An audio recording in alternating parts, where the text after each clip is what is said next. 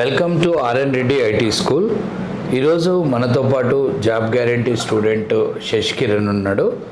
శశి కిరణ్కి ఇప్పుడు జాబ్ వచ్చింది. రీసెంట్గా మనం ఒక ఇంటర్వ్యూ కండక్ట్ చేసాం. సో ఒక దుబాయ్ బేస్డ్ కంపెనీలో. సో తను ఫ్రెషర్గా సెలెక్ట్ అయ్యాడు. ఇతనితో పాటు ముగ్గురు సెలెక్ట్ అయ్యారు. అండ్ ఒక 3-4 months బ్యాక్ ఇదే కంపెనీలో మన స్టూడెంట్స్ ఇద్దరు వెళ్ళిపోయారు. వాళ్ళు జాయిన్ అయ్యి ఆల్రెడీ అక్కడ వర్క్ చేస్తున్నారు. వీళ్ళు 1-2 months ఇక్కడ వర్క్ ఫ్రమ్ హోమ్ చేసి, సో ఆఫ్టర్ 2 months వాళ్ళు దుబాయ్ వాళ్ళ ఆఫీస్లో రిపోర్ట్ చేయబోతున్నారు. Shashi Kiran, introduce yourself. Okay sir, my name is K.R. Shishkiran. I am from Gadwal district. I have completed my degree in 2021 from Silver Jubilee Government College, BSc Web Technology. Yes sir. So మీది home town? Aija sir. Okay. So ఇప్పుడు ఈ course నేర్చుకున్నావు కదా. Yes sir. So నీది degree ఎప్పుడైపోయింది? 2021 sir. 21. మా దగ్గర ఇప్పుడు 21 అంటే 3 years గ్యాప్ వచ్చింది. Yes sir. ఏం చేసావు? SI కానిస్టేబుల్ ప్రిపేర్ అయ్యాను sir. Okay, government job. Government job. అక్కడేనా? ఎక్కడ కోచింగ్? ఎక్కడ? కాకినాడ సార్. కాకినాడ శామ్. ఫస్ట్ కానిస్టేబుల్ ఎస్ఐయా? అంటే రెండు ఒకటి సార్ రాసింది సార్. రెండు రాసావా? ఎందుకంటే పోలీస్ అవ్వాలని Yes sir. ఉండేనా? Yes sir, ఉండే సార్. అంటే అంతకుముందు స్కూల్ అప్పుడు ఎన్సీసీ అన్నా? డిగ్రీలో NCC B certificate, C certificate రెండు ఉన్నాయి సార్. ఉన్నది. Yes sir. సో అటెంప్ట్ ఎన్ని చేసావు కానిస్టేబుల్?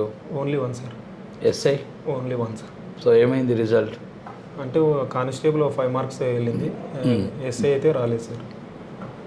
ఓకే, పోలీస్ కాలేకపోయావు, సాఫ్ట్వేర్ ఇంజనీర్ అయ్యావు. Yes sir. సో తర్వాత 3 years అయిపోయింది. Yes. ఐటీ వైపు ఎందుకు వద్దామని ఐడియా? ఐటీ అంటే బీఎస్సీ వెబ్ టెక్నాలజీస్ అంటే ఖచ్చితంగా ఐటీ ప్లాన్ ఉంటుంది. అప్పుడే ఎందుకు రాలే ఐటీ వైపు? ఫస్ట్ అయితే నాకు ఈ గోల్ ఉండే సార్, ఖచ్చితంగా ఏదో పోలీస్ జాబ్ చేయాలని. ఈ తర్వాత ఇది మళ్ళీ 5 years ఆగి దానికి ప్రిపేర్ అయ్యి అనే లోపు టైం వేస్ట్ అవుతుంది. అందుకే నేను మళ్ళీ ఈ ఫీల్డ్లోకి వస్తే మనకి ఎంతో గ్రోత్ పెరుగుతుంది 5 yearsలోనే ఆలోచించి ఇటువైపు వచ్చాను. ఓకే. సో ఎట్లా తెలుసు ఇన్స్టిట్యూట్? వీడియోలు చూసాను సార్, యూట్యూబ్లో వీడియోలు చూసాను. యూట్యూబ్ చూసావా? Yes, sir. ఓకే. సో ఏమైనా గుర్తుందా ఏ వీడియో చూసావో?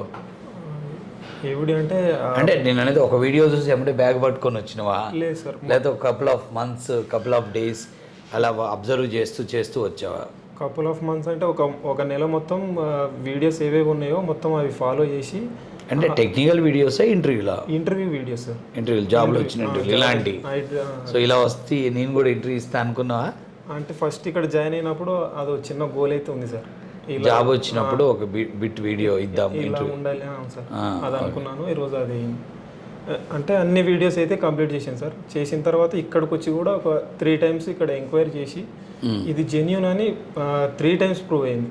అప్పుడే వచ్చాను సార్. అంటే ఎట్లా ఎంక్వైరీ ఎలా చేసావు? ఇక్కడ ఆల్రెడీ స్టూడెంట్స్ ఉంటారు కదా సార్, వాళ్ళని అనుకున్నాను. అందులో నాకు ఆల్రెడీ నేను ప్రిపరేషన్ చేశాను గవర్నమెంట్ జాబ్స్కి. పొద్దున నుంచి సాయంత్రం వరకు ఇట్లా కూర్చొని చదువుతాం సార్. అక్కడ కాకినాడలో. నేను ఇక్కడ కూడా అదే హార్డ్ వర్క్ చేద్దాం, అదే హార్డ్ వర్క్ చేస్తే బాగుంటుంది అన్నట్టు ట్రై చేస్తే ఇక్కడ అదే ఉంది సార్ ప్రాసెస్. సో అది నీకు నచ్చి ఉంటుంది? బాగా నచ్చింది సార్. సో గౌట్ జాబ్లో ఆల్రెడీ అలవాటు అయినోడు కాబట్టి నచ్చుతాడు. కాలేజీ నుంచి వచ్చినోడికి నచ్చదు కదా, అది కోపం వస్తుంది. ఓకే, అది నచ్చింది సార్. అది నచ్చి ఇక వచ్చి మీతో మాట్లాడి ఇక్కడ చేయండి. నాతో మాట్లాడావా జాయిన్ అయ్యేటప్పుడు? నాకైతే గుర్తులేదు. మాట్లాడాను సార్. మాట్లాడా. సో అట్లా 3 times అంటే ఒకే రోజా? ఒకే రోజు. వారం 10 రోజులు తిరిగావు? తిరిగాను సార్. పక్క ఇన్స్టిట్యూట్స్ అన్నీ పోయి వచ్చావా? పక్క ఇన్స్టిట్యూట్ కూడా వేయచ్చు. మరి అప్పుడు ఆ కంపారిజన్లో ఇక్కడ ఎలా కన్విన్స్ అయ్యావు? ఇక్కడైతే అంటే నేను నా దగ్గరకు వచ్చి మాట్లాడినప్పుడు కూడా జనరల్గా నేను ఇప్పుడు ఎలా మాట్లాడతాను, క్లాస్లో ఎలా మాట్లాడతాను అలానే స్ట్రాంగ్నే ఉంటా. అంటే నేను కూర్చోండి, టీ తాగండి కాసేపు అని ఇట్లా చెప్పను. అంటే నేను ఫేస్ టు ఫేస్ చెప్తా. అంటే ఇక్కడ కష్టపడాలి, ఇది డ్యూరేషన్ ఎక్కువ చెప్తా, ఫీజు చెప్తా, అంత ఎక్కువ ఉంటుంది, ఇది ఫుల్ టైం ఉండాలి, ఫోన్స్ తీసుకుంటా. సో కోర్స్ అయ్యేటప్పుడు మీరు పిచ్చి వేషాలు వేసి కొట్టినా కొడతా, భరించాల్సి వస్తుంది నన్ను. ఇవన్నీ చెప్పి ఉంటాను. నా మూమెంట్ ఆ మూడ్లో ఏది ఉంటుందో అది కొట్టే ఆ డైలాగులు అయితే వస్తాయి. సో అప్పుడు జనరల్గా ఒక స్టూడెంట్ కొత్తగా వచ్చినోడికి కొద్దిగా భయం అనిపిస్తుంది. ఫోన్ వద్దు అంటుండు, మార్నింగ్ టు ఈవినింగ్ అంటుండు, నీ ప్రిపరేషన్ నీ ఇష్టం, నీకు ఎన్ని ఇంటర్వ్యూలు పడుతుందో నాకు తెలియదు, నీకు ఓపిక ఉండాలి. ఇవన్నీ చెప్పానా? సార్ చెప్పారు సార్. షార్ట్ కట్ చెప్పానా? ఇవన్నీ చెప్పారు సార్. కొంచెం డీటెయిల్గా ఇన్స్టిట్యూట్కి రావాలి అనేది అయితే గట్టిగా చెప్పారు. స్ట్రిక్ట్గా చెప్తాను. టైం ఎక్కువ ఉంటే గట్టిగా డీటెయిల్గా చెప్తా టైం తక్కువ క్లాసులు బిజీ ఉన్నప్పుడు తక్కువ. సో మరి అప్పుడు ఎట్లా అంటే రియల్గా ఇది ఏంది ఇంత ఆడుగు చెప్తుండు ఇదంతా అని ఎన్సీసీ స్టూడెంట్ కాబట్టి సెట్ అయినట్టుంది నీకు. అంటే నాకు అట్లా ఉండాలి అనే ఆ ఇన్స్టిట్యూట్ని ఎతికాను సార్. ఓకే, నీ ఎక్స్పెక్టేషన్స్ రీచ్ అయింది ఇది. సో అప్పుడు పక్క ఇన్స్టిట్యూట్కి వెళ్ళినప్పుడు డెఫినెట్గా మన వాళ్ళ ఫీజు కంటే చాలా తక్కువ ఉంటుంది. డ్యూరేషన్ 2 hours ఉంటుంది. ఇప్పుడు నేనేమంటా 6 months to 10 months పడుతుంది అంట, వాళ్ళు 3 to 4 months జాబ్ వస్తుంటారు ఎవరైనా. అప్పుడు మరి ఫీజు ఎక్కువ, డ్యూరేషన్ ఎక్కువ, ఇదంతా ఏమనిపించింది? అక్కడ వాళ్ళ చెప్పిన మాటలు విన్నాను సార్. అక్కడ వాళ్ళు చెప్పిన మాటలు విని పక్కన ఇన్స్టిట్యూట్లో నా ఫ్రెండ్స్ ఉన్నాయి వాళ్ళు కొంతమంది, వాళ్ళకి ఫోన్ చేశాను. అంటే వాళ్ళు తీసుకొని 1 year దాటిపోయింది అప్పటికి, వాళ్ళకి జాబ్ రాలేదు. వీళ్ళు చెప్పే మాటలు కరెక్ట్ లేవు. ఇక్కడ మీతో మాట్లాడినప్పుడు ఇక్కడ స్టూడెంట్స్ డ్యూరేషన్ అడిగాను. డ్యూరేషన్ అడిగినప్పుడు వాళ్ళది 6 months దానికి బిలోనే ఉంది. కొంతమంది ఎక్కువ ఉంటుంది, కొంతమంది తక్కువ ఉంటుందిలే. సో డ్యూరేషన్ వైజ్గా మనది కూడా తక్కువేం కావట్లే. 4 months 3-4 months జాబ్ వచ్చిన వాళ్ళు తక్కువ ఉన్నారు, 6 months జాబ్ వచ్చిన వాళ్ళు కొంచెం ఎక్కువ ఉన్నారు, 8 to 10 months ఉన్న వాళ్ళు కూడా ఉన్నారు. నేను కనుక్కున్న వాళ్ళలో అట్లీస్ట్ ఇక్కడ పాజిటివ్ ఏంటంటే వాళ్ళతో వేరే ఇన్స్టిట్యూట్తో పోల్చినప్పుడు డ్రైవ్స్ జరుగుతాయి, జెన్యూన్ డ్రైవ్స్, జెన్యూన్ క్లారిటీ, ఎంతమంది సెలెక్ట్ అయ్యారు, ఎంతమంది సెలెక్ట్ అవ్వలేదు. ఇక్కడ కనుక్కున్నప్పుడు అది జరిగింది. అంటే ఇక్కడ మీరు చెప్పిన దానికి ఇక్కడ స్టూడెంట్ చెప్పేదానికి ఒకటే ఉంది. అట్లా నేను ఇది జెన్యూన్ అన్నట్లు ఇక్కడికి వచ్చి అందులో నెంబర్ ఆఫ్ స్టూడెంట్స్ తక్కువ, డ్రైవ్స్ ఎక్కువ అండ్ ఫోకస్డ్ మామూలా ఇంకా పెంచుదాం అనుకుంటున్నా. ఇంకా పెంచితే ఇంకా తట్టు కష్టమా? ఇప్పుడు సీసీ క్యామ్లు, మొబైల్లో మానిటరింగ్, వాయిస్తో సహా జూమ్లో మొత్తం షూట్ అవుతుంది. జూమ్ ఎప్పుడు రికార్డ్ అవుతూనే ఉంటుంది. బాగుంది ఇది. ఇది బాగుంది సార్. కింద మళ్ళీ శ్రీకాంత్ సార్ ఉంటాడు, సంతోష్ సార్ పైన ఉంటాడు, నేను ఉంటా, మళ్ళీ ఇంకొకళ్ళు ఇద్దరు ఎవరో ఒకళ్ళు మనకి సీనియర్ స్టూడెంట్స్ మెంటర్లు ఉంటారు. ఎప్పటికప్పుడు రిపోర్ట్ వస్తుంటుంది. మీరు ఇచ్చే ఆ టాస్క్లలో పడడం అది బాగుంటుంది సార్. బిజీ ఎప్పుడు ఫ్రీగా ఉంచకుండా స్టూడెంట్ని ఎంగేజ్ చేయడం అది ఎక్సలెంట్ సార్. అంటే ఎవ్రీ మూమెంట్ డల్ అవుతున్నప్పుడు వస్తుంటా ఓ మోటివేషన్ పడుతుంది, ఓ స్పీచ్, ఓ టాస్క్, ఓ టార్గెట్, ఏమంటే వెరిఫికేషన్. సో నేను జనరల్గా వచ్చినప్పుడు టోటల్ స్టూడెంట్స్ కింద ఉన్న మొత్తాన్ని కూడా ఒక పావు గంటలో ఇచ్చిన వర్క్ అంతా వెరిఫై చేస్తా. అది ఎలా అనిపిస్తుంది? అది అంటే బ్యాచ్ వైజ్గా ఈచ్ పిన్ స్టూడెంట్ ఎవరి స్టూడెంట్ని రీచ్ అవుతా. ఖచ్చితంగా రీచ్ అవుతారు సార్. అందుకే ఎవరైనా కానీ లాస్ట్ స్టూడెంట్ అయినా కానీ ఖచ్చితంగా చేయాలనే ఉంటాడు. ఎందుకంటే భయం ఇస్తుంది, అడుగుతాం కదా, అడుగుతారు కదా సార్. ఖచ్చితంగా చెక్ చేస్తాడు సార్ ఇస్తే అన్నట్టు. ఇప్పుడు నేను ఈరోజు వర్క్ ఇచ్చాను అంటే నేను వేరే ఊరు పోయి వచ్చి ఒకసారి వేరే కంట్రీ పోయి వచ్చినా కానీ అడుగుతారు. నేను లాస్ట్ వీక్ ఏమి ఇచ్చానో ఈ వీక్ వచ్చి అడుగుతా. ఇప్పుడు మీకు batches, interview batch old, interview batch new, preparation batch old, preparation batch new, and new joinees, demo batch, ఇవన్నీ మాట్లాడతాను, ఆన్లైన్ బ్యాచ్. సో ఇన్ని బ్యాచ్ల మీద కూడా నాకు ఎవ్రీథింగ్ అడుగుతుంటాను కదా. అది మీకు అంటే అది అడగటం వల్ల ఆ టార్గెట్ని అంటే ఫోకస్ని డైవర్ట్ అవ్వకుండా ఉంటారా స్టూడెంట్? ఖచ్చితంగా ఉంటాం సార్. అది ఖచ్చితంగా అది కంప్లీట్ చేసేంత వరకు, లేదంటే మళ్ళీ సార్ వచ్చి అడుగుతాడు అన్నట్లు. ఇప్పుడు మీకు రాపిస్తాను, మీరు ఇంటర్వ్యూ బ్యాచ్ ఈ so and so 3 machine test ప్రోగ్రాములు చేయండి. సో ప్రిపరేషన్ బ్యాచ్ మీరు సో అండ్ సో ఈ 20 లాజికల్ ప్రోగ్రామ్స్ ట్రై చేయండి. సో ఒక ప్రిపరేషన్ బ్యాచ్కి మీరు ఈ ఊప్స్లో ఈ 50 క్వశ్చన్ నాకు కంప్లీట్ చేయాలి, లేదా ఈ టాపిక్ కంప్లీట్ చేయండి, దీని మీద టెస్ట్ పెడతాను, దీని మీద మెషిన్ టెస్ట్ ఉంటుంది అని ఇస్తుంటాను. ఇచ్చి మళ్ళీ XY చేయండి, లేదంటే ఇది చేయండి, ఇచ్చి మళ్ళీ నెక్స్ట్ డే అది ఖచ్చితంగా అడగటం అయితే ఉంటుంది. ఖచ్చితంగా ఎక్కడ ఏమి ఇచ్చానో అదే అడుగుతాను. అప్పుడు ఏమనుకుంటారు, ఒక బ్యాచ్ కాదు కదా, 8 batches 7-8 batchesని అడుగుతాను నేను. మళ్ళీ అది ఎక్కువసేపు ఉండదు అడుగుడు కూడా, మొత్తం 15-20 minutesలో మొత్తం క్లోజ్ అవుతుంది. అంటే సార్ వచ్చిన ఒక 15 నిమిషాలకైనా చూసేస్తాడని భయంతోనే చేస్తాం సార్. చేస్తారు కదా. అది యాక్చువల్గా ప్రతి ఒక్కడికి ఒక నడిపించేవాడు కావాలి. అది ఎవరికైనా, అంటే ఎవరు సెల్ఫ్గా ట్రావెల్ చేయలేరు, ఏదో ఒక పీరియడ్ వరకు. ఒక రెస్పాన్సిబిలిటీ పొజిషన్కి వచ్చినప్పుడు ఎవరైనా ట్రావెల్ చేస్తారు. ఇప్పుడు మీరు రేపు జాబ్లోకి వెళ్తారు, మీరు జాబ్లోకి వెళ్ళినాక రెస్పాన్సిబిలిటీ పొజిషన్లో 50% మీరు ట్రావెల్ చేస్తారు, ఇంకో 50% మీ మేనేజరు మిమ్మల్ని నడిపిస్తారు. అక్కడ రెస్పాన్సిబిలిటీ. ఇప్పుడు ఇది రెస్పాన్సిబిలిటీ ప్లేస్ కాదు ఇది.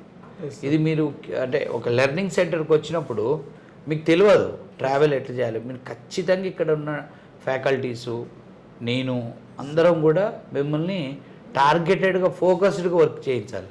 సార్ ఇప్పుడు రీసెంట్గా చూసావు 2 months బ్యాక్ జాయిన్ అయిన 3 months బ్యాక్ జాయిన్ అయిన వాళ్ళు they are already covered ADO.net. Sir fastly complete. నీ ముందు నువ్వు రిటర్న్ బ్యాక్ అయ్యావు. నువ్వు మధ్యలో ఎన్ని రోజులు గ్యాప్ ఇచ్చావు? 2 months సార్. రీజన్ అంటే ఫైనాన్షియల్.